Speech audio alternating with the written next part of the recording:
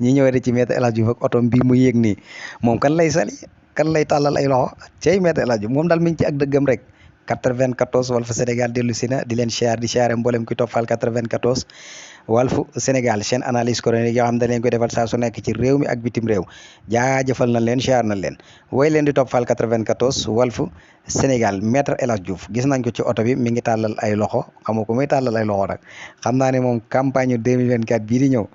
moo gën a nar a neex ci campagne yi fi jaaroon yëpp parce que Maître El Hadji Diouf ci boppam mooy comédien boo xam ne ni yaakaar naa ne site internet yeeg réseau yeeg yëpp moom la ñuy xaar mu génn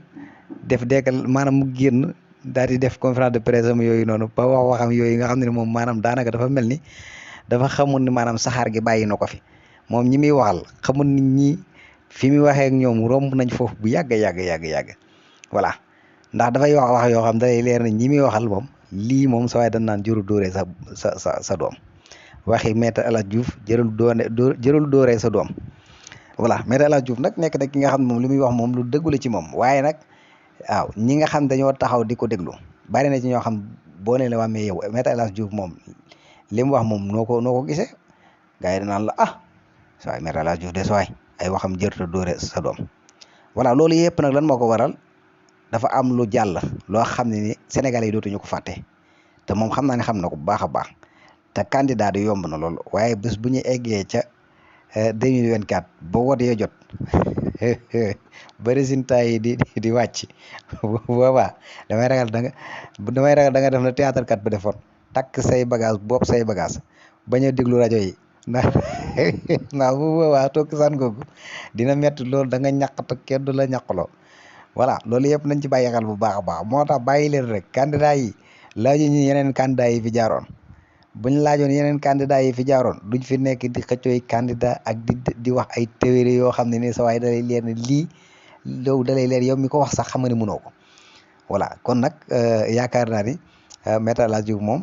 xaritu gars yi la moom dañuy gars yi dañuy yàkkamti mu def vidéo ba gars yi di dagg di jël di dugal ci seen réseau yi voilà